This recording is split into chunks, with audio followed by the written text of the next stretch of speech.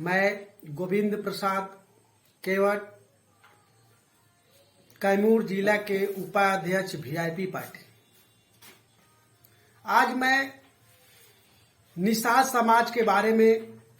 कुछ कहने जा रहा हूं। सबसे पहले मैं बिहार, उत्तर प्रदेश, झारखंड एवं भारत के तमाम राज्यों के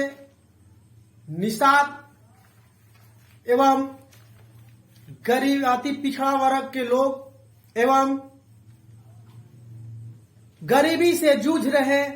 बेलाचारी से जूझ रहे लोगों को मैं तहे दिल से गोविंद प्रसाद केवट वीआईपी पार्टी के उपाध्यक्ष कैमूर से मैं सबको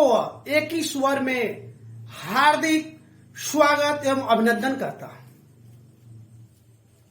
रही बात दोस्तों, आज हमारे समाज के चलाने वाले वीआईपी पार्टी के सन ऑफ मल्लाह मुकेश साहनी जी के नेतृत्व में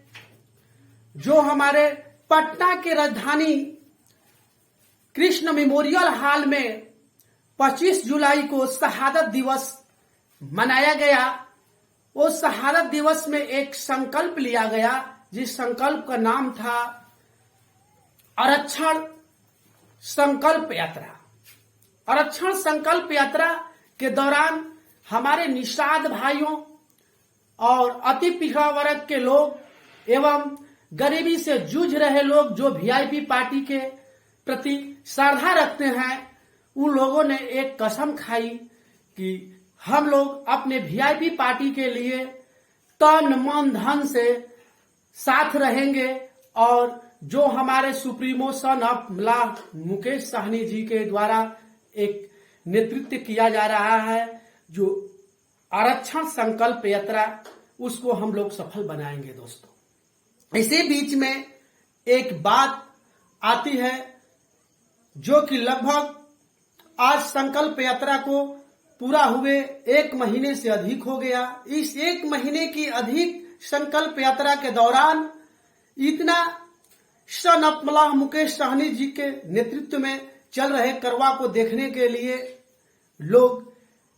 बहुत से जमौड़ा लगा रहे हैं। लोगों के द्वारा जमौड़ा हो रहा है, लोगों के द्वारा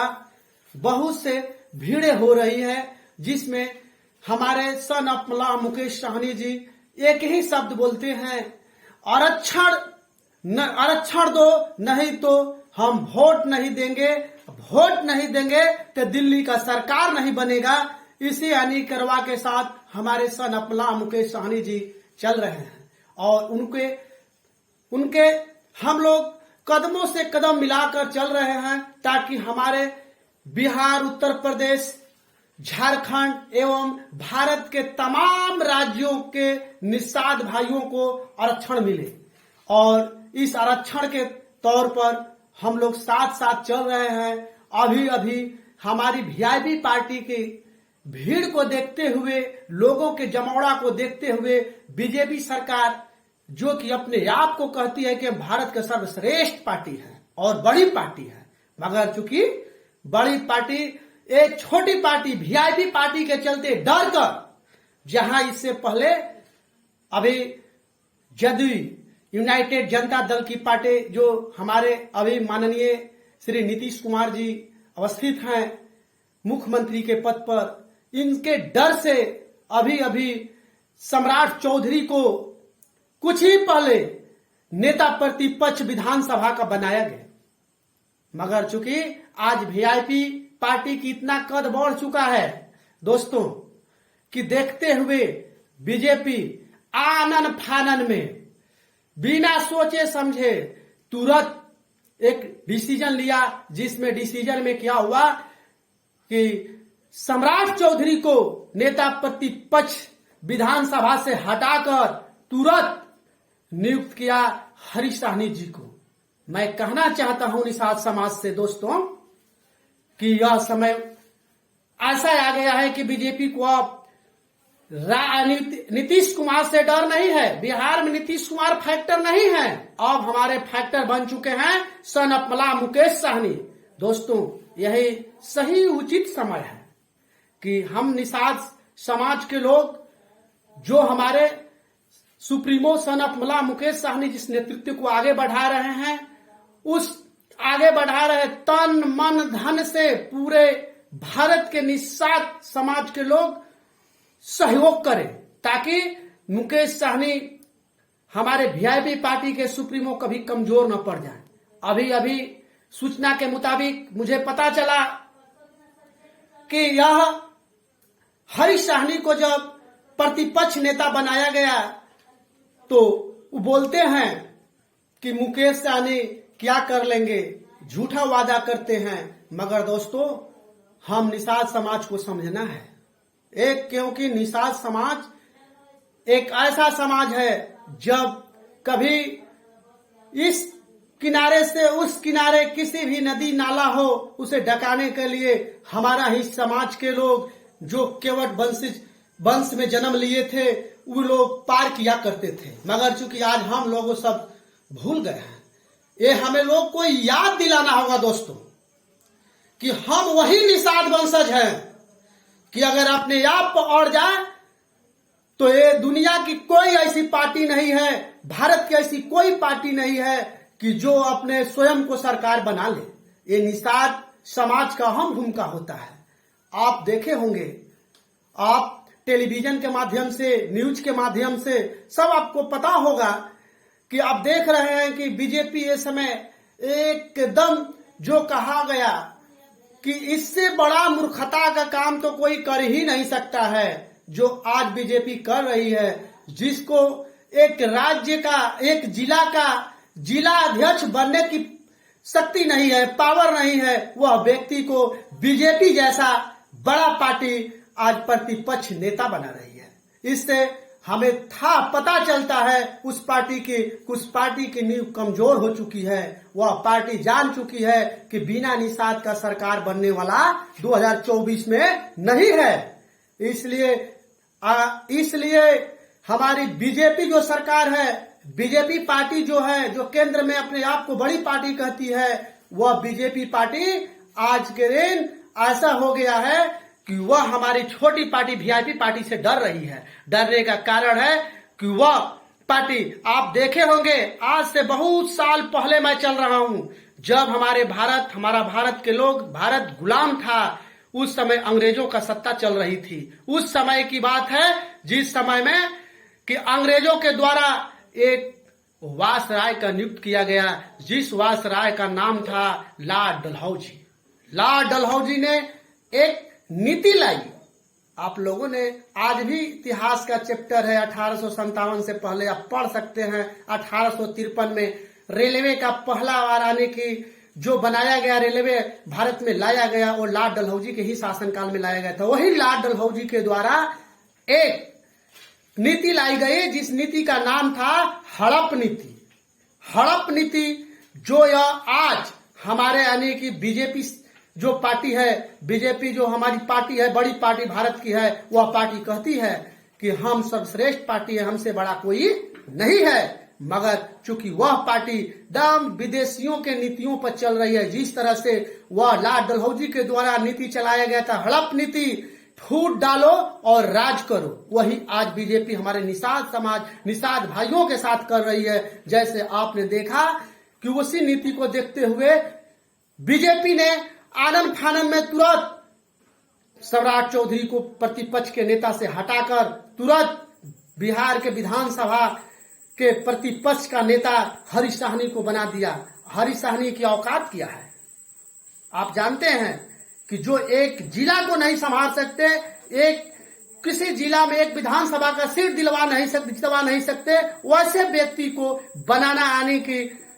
प्रतिपक्ष का नेता, आपको महसूस होगा, मालूम होता होगा कि बीजेपी की नींव जो है हिल चुकी है, पूरी तरह से हिल रही है। यही वक्त समय है, यही उचित समय है कि हम लोग अपने पार्टी का साथ दें और पार्टी के विकास के लिए आगे चले। और हम लोग कभी भी बीजेपी वालों के लिए मेरा एक चुनौती है, जिस चुनौती को स्वीकार करे कि बीजेपी वाले सुन लो, अब निषाद टूटने वाला नहीं है, क्योंकि एक समाज के बेटा को आगे कर देने से कोई समाज का बेटा यानी कि आपके पीछे नहीं जाएगा, क्योंकि हम लोग के मुख्य नेता, महान नेता हैं हमारे सुप्रीमो वीआईपी पार्टी के सन ऑफ मल्लाह मुकेश साहनी जी, और हम लोग उनके साथ रहेंगे। जो कहेंगे, हमारे भारत के तमाम निषाद वंश में जो जन्म लिए हैं उन लोग हमारे वीआईपी पार्टी के साथ चलेंगे और आरक्षण लेकर हम लोग रहेंगे। नरेंद्र मोदी जी, माननीय प्रधानमंत्री जी, आपसे मेरा नम्र निवेदन है कि आप हमारे बिहार, उत्तर प्रदेश, झारखंड और बिहार के तमाम राज्य में निषादों का आरक्षण लागू करें, वरना 2024 में आपकी सरकार कभी नहीं बन सकती। अगर आप ऐसा नहीं करते हैं तो फिर आपकी सरकार जाएगी, क्योंकि अगर हम लोगों के साथ न्याय कर देते हैं तो हम लोग आपके साथ रहेंगे और हम लोग का आरक्षण लागू कर दीजिए। हमारे जितने भारत के तमाम राज्यों में निषाद वंश के लोग रहते हैं, आपको वोट देने का काम करेंगे और आपको 2024 में फिर प्रधानमंत्री बनाने का काम करेंगे। और मेरा और एक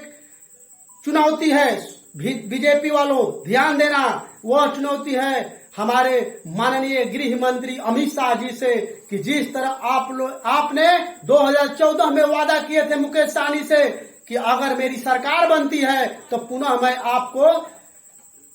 आरक्षण बिहार, उत्तर प्रदेश, झारखंड में हम निषाद समाज को आरक्षण देंगे, मगर आज तक अपने आप वादे पर कायम नहीं है। अपने वादे को याद करिए। आपको हम लोगों ने 2 बार वोट देने का काम किया, 2 बार हम लोग सभा में जिताने का काम किया,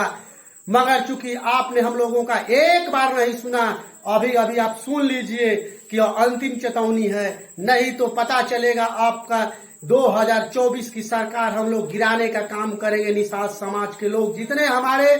बिहार, उत्तर प्रदेश, झारखंड और बिहार, भारत के तमाम देश के निषाद वंश ये मेरी आवाज को बुलंद करें और हम लोगों को यह दिखा देना है कि निषाद वह निषाद है कि कभी हिलने वाला निषाद नहीं है। कभी कभी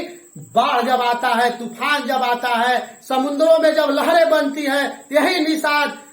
यानी कि समुद्रों में जो लोग फंसे रहते हैं बचाने का काम करता है। दोस्तों, आप भी याद रखें, अभी अभी हमारा बिहार राज्य एक ऐसा राज्य है कि यहाँ से इतिहास लिखा जाता है राजनीति का। आप लोगों ने देखा होगा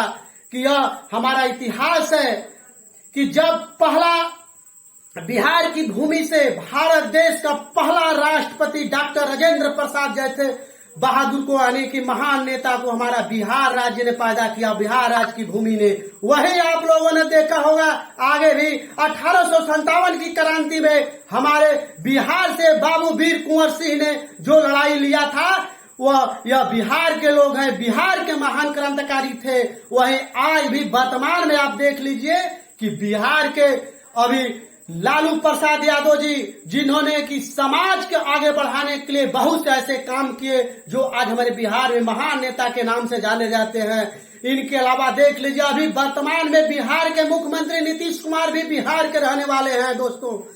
और रही नेताओं की बात तो नेता रामविलास पासवान जी भी यही बिहार के धरती पर से रहे हैं, बिहार के धरती पर पैदा हुए हैं। रही बात अब हमारे सन ऑफ मल्लाह मुकेश सहनी जी का, तो आप जान रहे हैं कि इनका भी जन्म बिहार के भूमि पर हुआ है, कहीं और के भूमि पर नहीं हुआ है। दोस्तों, अगर हमारे जब महान नेताओं ने ऐसा काम किए हैं तो फिर मुकेश सहनी पीछे क्यों रहेंगे? हम लोगों के लिए वो लड़ रहे हैं, आरक्षण दिला कर रहेंगे। बार बार मैं रिक्वेस्ट कर रहा हूँ, बार बार अनुग्रह कर रहा हूँ, बार बार हम नम्र निवेदन कर रहे हैं। हमारे देश भारत के प्रधानमंत्री नरेंद्र मोदी जी, मेरी बात को सुने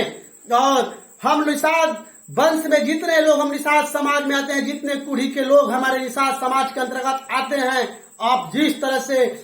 दिल्ली, जिस तरह से पश्चिम बंगाल में हमारे समाज को आरक्षण दिया गया है, उसी तरह संविधान में जो बाबा भीमराव अम्बेडकर द्वारा लिखी गई है, उस बात को आप कंटिन्यू करें और बात को लागू करें और हम सब लोगों निषाद समाज को आरक्षण करें। आरक्षण प्रदान करें, आरक्षण प्रदान कर देते हैं तो हम लोग आपके साथ रहेंगे, अन्यथा आपके साथ कहीं नहीं, आपके हराने का काम करेंगे। इसी चंद्र शब्दों के साथ मैं अपनी वाणी को विराम देता हूं। जय वीआईपी,